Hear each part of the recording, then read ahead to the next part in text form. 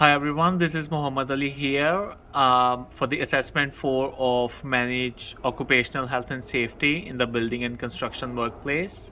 And the student number is UED T665. So in this task, we need to deliver the presentation to the operation managers about our site induction kit and the company's health and safety policies and procedures. And at the end, to review the effectiveness of our site induction, we need to prepare a questionnaire for the staff, provide feedback to our presentation. This questionnaire should be minimum of 5 questions, which will be available at the end of our presentation today. So while going through the occupational health and safety and the induction kit, so this is the site induction kit for the Mathram construction. The induction we are doing it today is on our college at the Durban Park location. So the report provides a site induction at Mathram Durban Park and serves to help those people to process of preparing and delivering site induction.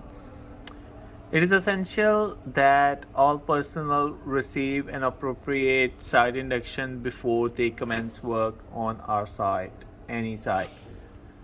The site induction communicates essential information regarding the site, the working methods, and health and safety management. All attendees of the site induction are required to sign a register to confirm their attendance and their agreement to abide by the principal contractor's policies, procedures, and rules to follow the agreed method of working, which is a very necessary thing to do. So the next is the site operating hours, which could be like Monday to Thursday or Friday, and the timings could be 8:30 to 5 during the week. On the weekdays and the Friday could be 4. And the operating hours also describes anyone wishing to work outside the hours must get permission from the site manager of the principal contractor. All persons are obliged to sign in and out at the site office every day. Be considerate and cooperate at all times. These are the peculiar elements that we need to see during our site operating hours. Next is the location of the site, Unity College, and the address, telephone, fax number, all the details mentioned in here. This is a layout of our location, which will show the exit, the entries, way to sign in, check in, and then to check out, and everywhere everything is mentioned in this diagram. Next is the principal contractor site management. Yeah, the site supervisor, the safety supervisor, assistant manager, the first aider, everything is mentioned in this slide.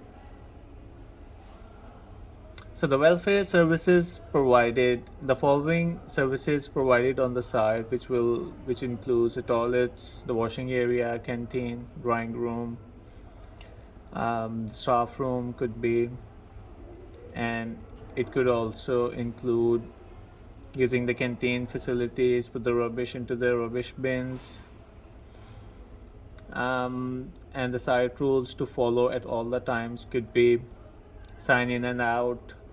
Protective equipment has to be worn at all the times during the work.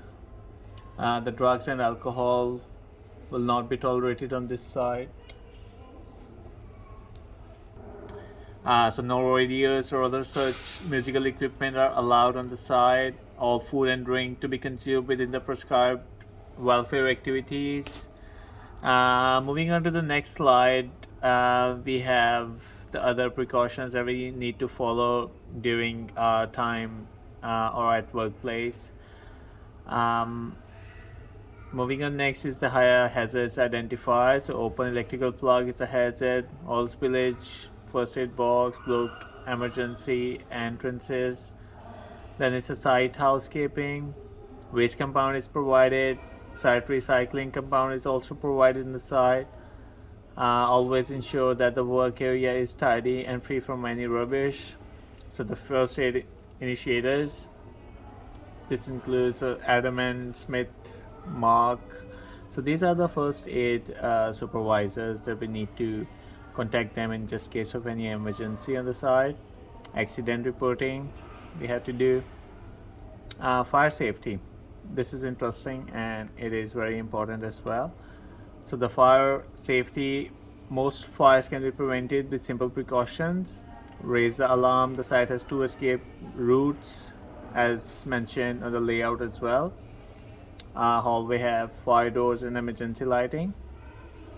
So it is good that it's keep clear. The entrance and exit are keep clear at all the times because it can be used at the time of emergency. So the personal protective equipments worn at all times includes hard hats, eye protection, ear protection, foot protection, and high visibility. So the question is, was the information provided in the presentation enough, or there is anything which should be included? Have you found any hazard which is not included in the presentation? Have you got enough information about the evacuation plan? Are you satisfied with the first aid training provided to the employees, or there should be more training session be done? Would you recommend meetings on WHS, health and safety, on a monthly basis? Thank you so very much. This is all for the presentation.